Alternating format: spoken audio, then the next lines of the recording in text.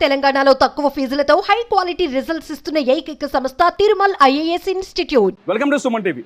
ప్రస్తుతం మనం నాగర్ కర్నూలు జిల్లా అంటే శ్రీశైలం డ్యామ్కి ఎడమవైపు ఏదైతే SLBC Srisailam left canal bank సొరంగ మార్గం నిర్మాణం ప్రారంభమైందో ఆ ప్రాంతంలో ఉన్నాం.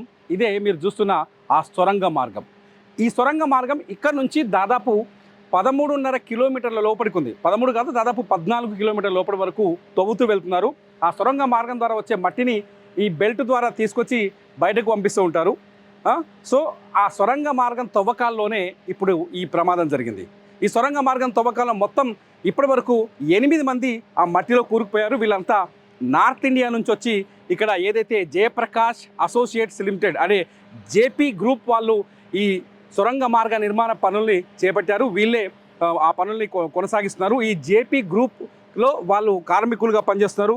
లోపల ఇరుకుపోయిన వాళ్ళ పేర్లు సన్నీ సింగ్, గురుప్రీత్ సింగ్, సంతోష్ సాహు, అనూజ్ సాహు, జక్తాజస్, సందీప్ సాహు, మనోజ్ కుమార్, శ్రీనివాస్ అని తెలుస్తుంది.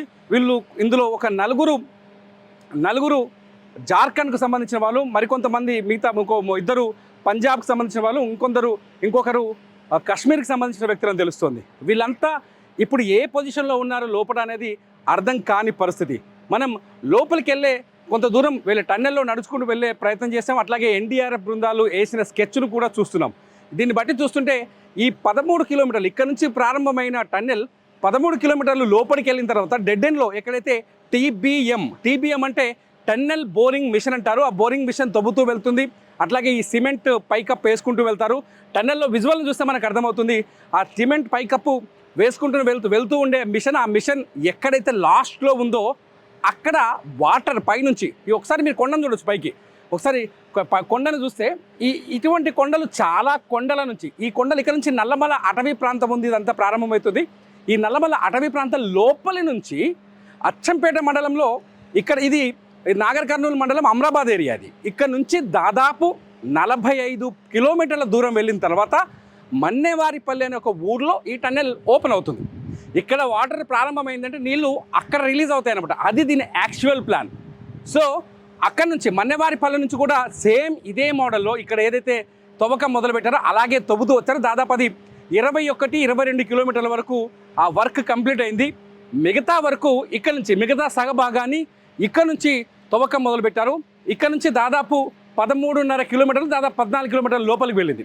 అయితే మధ్యలో ఒక 9 నుంచి 10 కిలోమీటర్ల వరకే తవ్వకం ఆగిపోయింది. ఆ తవ్వకం పనులు 2010 వరకు కొనసాగాయి. కానీ 2010 తర్వాత వివిధ కారణాలతో ఆ పనులు ఆగిపోయాయి. ఇది వైఎస్ రాజశేఖర రెడ్డి అధికారంలో ఉన్నప్పుడు ఉమ్మడి ఆంధ్రప్రదేశ్లో 2005లో దాదాపు 2500 కోట్ల బడ్జెట్తో ఈ ప్రాజెక్టును మొదలుపెట్టారు. 2010కి వచ్చేసరికి పనులు తగ్గిపోయి ఆ పనులు ఆగిపోయాయి. అంటే నట్టనడకన కొనసాగుతూ ఉన్నాయి. ఆ తర్వాత 2 రాష్ట్రాలు విడిపోవడం, వివిధ నిధుల కారణాలు కావచ్చు, రకరకాల కారణాలతో ఎస్ఎల్బిసి వర్క్ మొత్తం నిలిచిపోయింది. ఈ కారణాలన్నింటి తర్వాత రేవంత్ రెడ్డి ప్రభుత్వం ఎప్పుడైతే కాంగ్రెస్ ప్రభుత్వం అధికారంలోకి వచ్చిన తర్వాత ఈ టన్నెల్ పనుల్ని మళ్ళీ ప్రారంభించాలని నిర్ణయించుకుంది. దీనికోసం గత బడ్జెట్లో 800 కోట్ల రూపాయలు కూడా కేటాయించింది. బడ్జెట్ కేటాయింపుల తర్వాత పనులు మొదలయ్యాయి.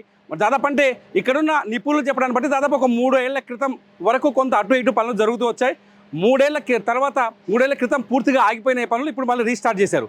ఆ టీబీఎం ఏదైతే టన్నెల్ బోరింగ్ మిషన్ ఉందో ఆ మిషన్ లోపల తవ్వుతూ వెళ్తుంది. ఆ మట్టిని ఈ సివరేజ్ బెల్ట్ ద్వారా బయటికి తీసుకొస్తూ ఉన్నారు. సో ఇప్పటి వరకు ఏ సమస్య రాలేదు. చిన్న వాటర్ ఊటా లాంటిది వచ్చినప్పటికీ కూడా ఎటువంటి సమస్య లేకుండా ఉండి దాన్ని రెస్క్యూ చేయటం, లేకపోతే దాన్ని కంట్రోల్ చేసి పనుల్ని ముందుకు కొనసాగించేవారు. కానీ ఈసారి వచ్చిన సమస్య అతిపెద్ద సమస్యగా చెప్తున్నారు.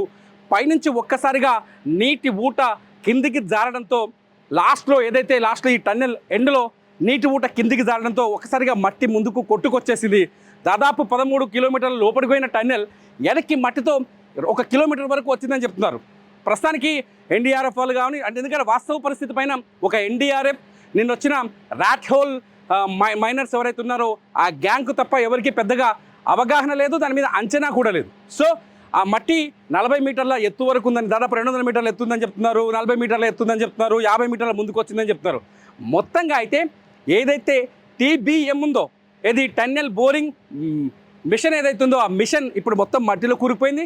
ఆ మిషన్లో పనిచేస్తున్న వాళ్ళంతా కూడా మట్టిలో కూరుకొనే ఉన్నారు. సో వాళ్ళ ఆచూకీ కనిపెట్టడానికే గడిచిన 4 రోజులుగా, శనివారం రోజు జరిగింది ఈ ప్రమాదం, గడిచిన 4 రోజులుగా ఆపరేషన్స్ కొనసాగుతున్నాయి.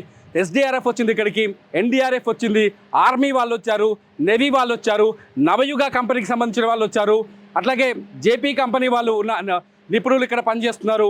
అట్లాగే ఇప్పుడు ర్యాట్ హోల్ మైనర్స్ వాళ్ళు ప్రస్తుతానికి వాళ్ళ మీదనే ఇంకా ఆశలు కొనసాగుతున్నాయి. ఎందుకంటే ర్యాట్ హోల్ మైనర్స్తో మనం మాట్లాడినప్పుడు మనకు సుమన్ టీవీకి ఇంటర్వ్యూ ఇచ్చినప్పుడు ఒక విషయం చెప్పారు, ఖచ్చితంగా ఈ ఆపరేషన్ని మేము సక్సెస్ చేయగలము అని చెప్తున్నారు. ఆ టీం అంతా ప్రస్తుతం ఇక్కడనే ఉంది, లోపల పరిస్థితులు కానీ వాళ్ళకి కావాల్సిన పరికరాల్ని తెమ్మని చెప్పారు. ర్యాట్ హోల్ వాళ్ళు గతంలో ఉత్తరాఖండ్లో ఏదైతే టన్నెల్, రోడ్డు కోసం తవ్వుతున్న టన్నెల్ కూరుకుపోయింది, దాదాపు 41 మంది ఆ టన్నెల్లో ఇరుక్కుపోయారు. 17 రోజుల పాటు నిద్రాహారాలు లేకుండా తీవ్రమైన స్థితిలో ఉన్న వాళ్ళని ర్యాట్ హోల్ మైనర్స్ ఒక్క రోజులోనే బయటకు తీసుకొచ్చారు.